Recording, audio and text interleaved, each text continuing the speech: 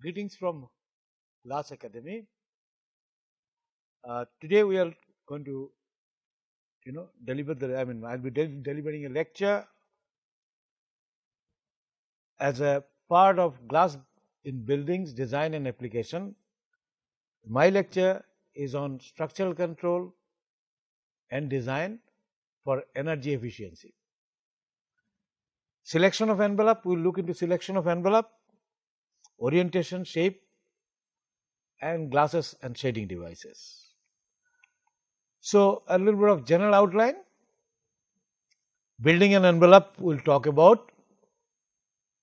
We will also talk about climatic zones of India, because this part, glass is a part of the facade, and therefore, the facade interacts with the surrounding.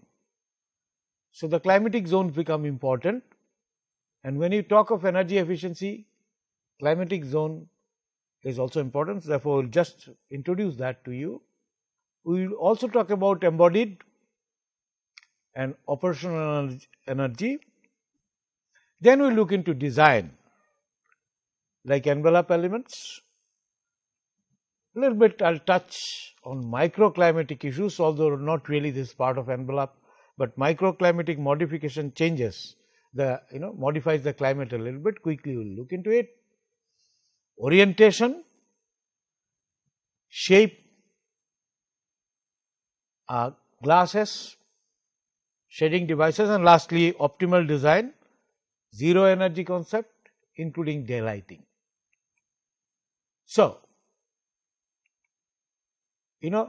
first let us look at how does building interacts with the surrounding environment. Now, if you see that the building interacts with the surrounding environment, and the features of the surrounding environments are humidity, air motion, noise, which is of course largely man-made, lightning during thunderstorm, pollution again coming largely from man-made scenario, rain and snowfall, what together we call it precipitation, then the sunlight, the visible portion, and most important is the air temperature and solar radiation. So, building interacts with all of them, and some of them causes perturbation in the internal environment. So, building has to be designed such that it remains comfortable inside with the surrounding environment, which might disturb the internal comfort. So, that is the interaction of the building with the environment. We can look into details of each one of these components, but in this short lecture I am not going to talk about that, because each of them, for example, air temperature. Now, air temperature varies periodically over the year, and diurnal variation is also there, which is also periodic. So, details of this and then their quantification, mathematical modeling in order to calculate the cooling or heating load, that is possible.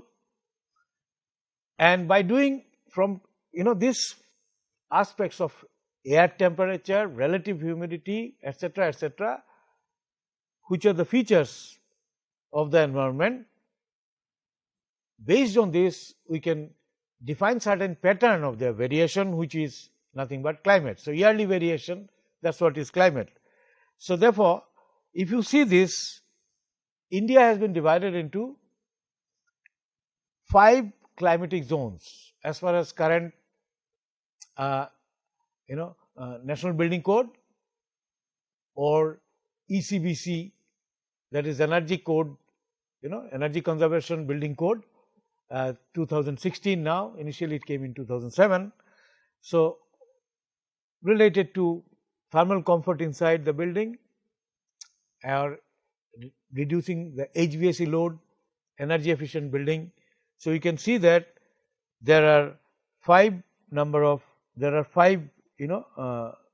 zones are there, 5 zones are there, and This is called hot dry desert, the red colored. This is composite monsoon climate, as you can see from here, composite monsoon climate. This is cold, largely Ladakh, part of Himachal, Uttaranchal and all that, and some of the Arunachal Pradesh, some here also in Nilgiris and Western Ghats, and then temperate zone, part of it is here, warm humid climate largely in the coastal areas and northeastern area where there is high rainfall, and so on. So, there are 5 climatic zones. The pattern of temperature variation, relative humidity variation, precipitation, etc., there are some similarity in a given zone. They are more or less similar pattern is seen over the year, and that is why I have divided them into such climatic zone. Now, performance of the building towards energy efficiency is related to this. For example, in a hot dry desert climate, a hot dry desert climate of this kind, you have large diurnal temperature variation, relative humidity is low, in this zone, and low precipitation, obviously low vegetation. Therefore, also dust storm is a part of this kind of characteristics of this kind of climatic zone.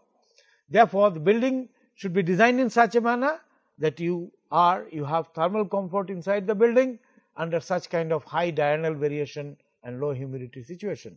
While if you come to this one, which is called warm humid zone, you will have high relative humidity variation throughout the year, relative humidity is high, and temperature variation is relatively low, daily maximum and minimum, the difference is low.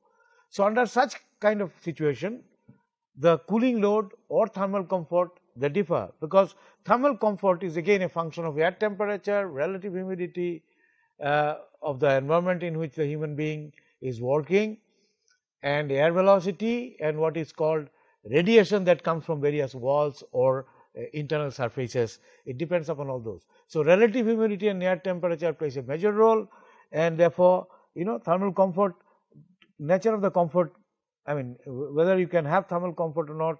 Here you have high temperature, low humidity, here you have relatively slightly lesser temperature, but high humidity, both would be uncomfortable in some manner, and they can be put into some sort of indices which I am not discussing right now. But the climate is important issue. So, that is what first I wanted to point out.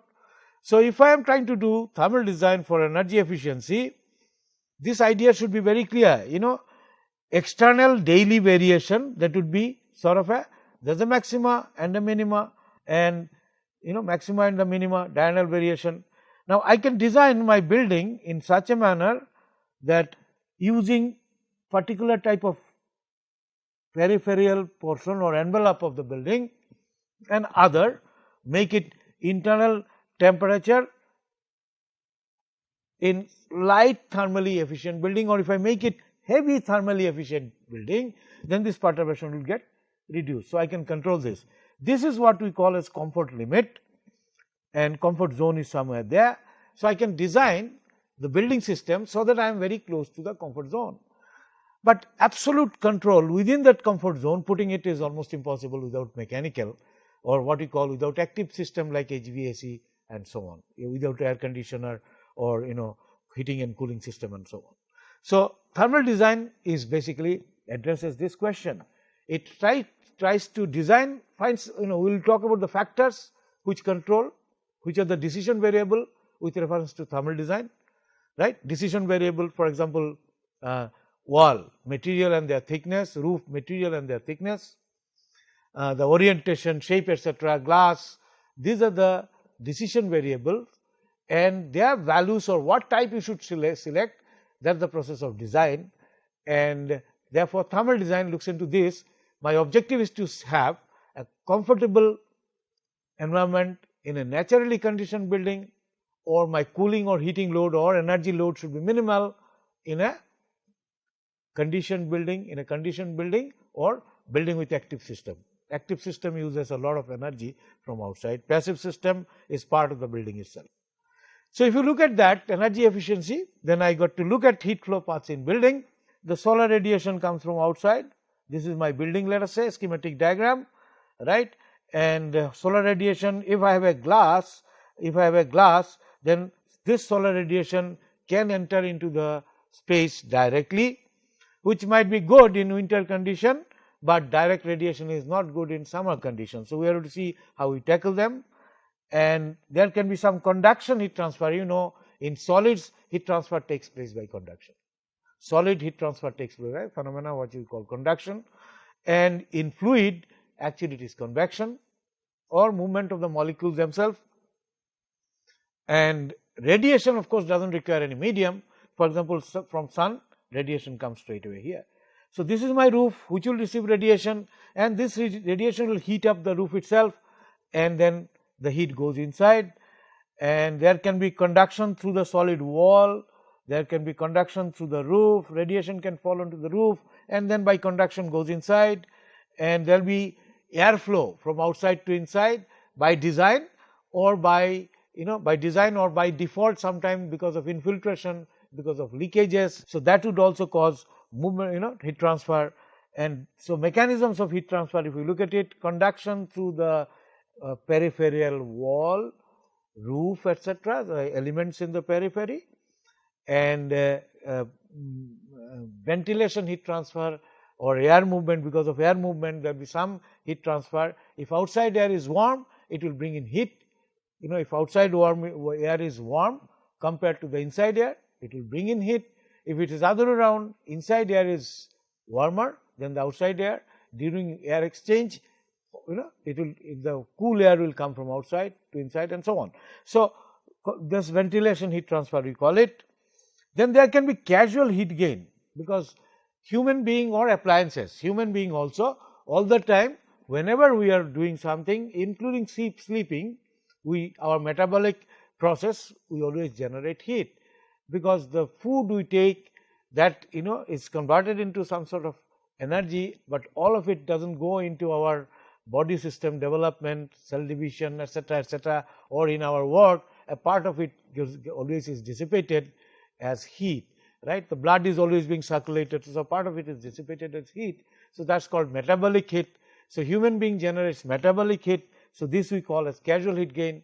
There may be many appliances, such appliances also would generate heat. For example, if you have a heater or some sort of thing, even fans which would actually heat up, generate some heat, lights, they will generate some heat. So, these are called all casual heat gain. So, you can see casual heat gain, conduction through the solid portion of the opaque portion of the walls, direct radiation through the glasses, and ventilation heat transfer. These are the components of heat transfer in building. So, if I am looking at energy efficiency, I got to look into this, and details of course you can have some other courses, but here we are looking into quickly trying to introduce you to the thing. Now, out of all this, envelope plays a major role. Envelope, what is envelope?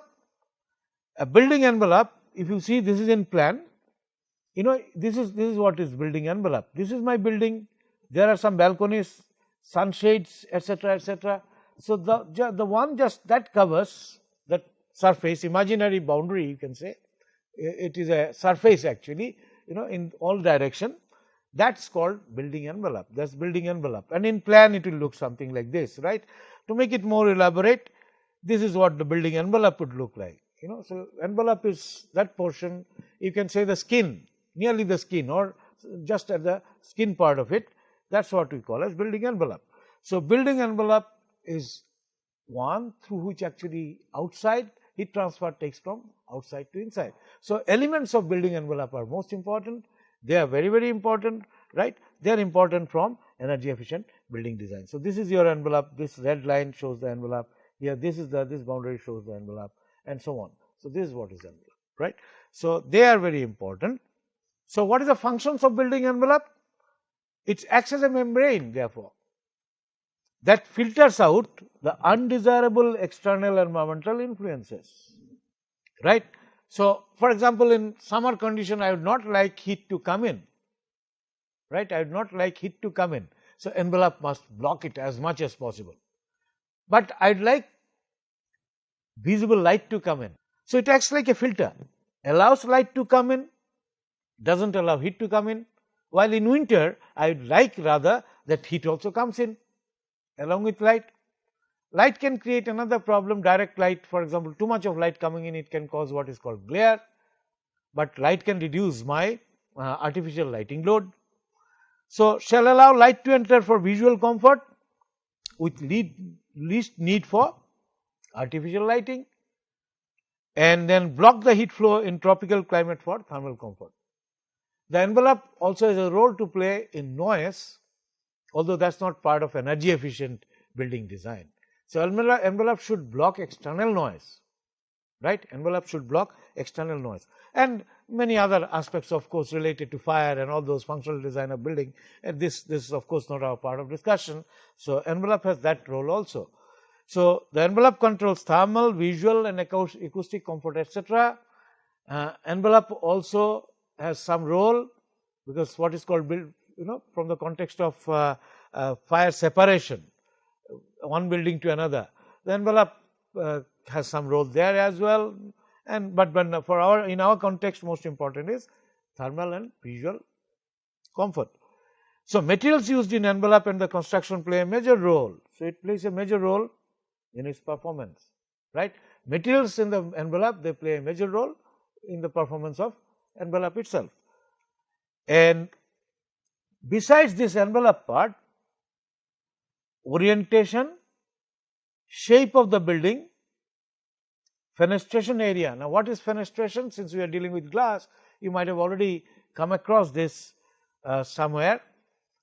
You see, fenestration is the opening left in the building envelope or facade deliberately for ventilation purpose in naturally conditioned building, and daylighting, for lighting purpose, as opposed to infiltration.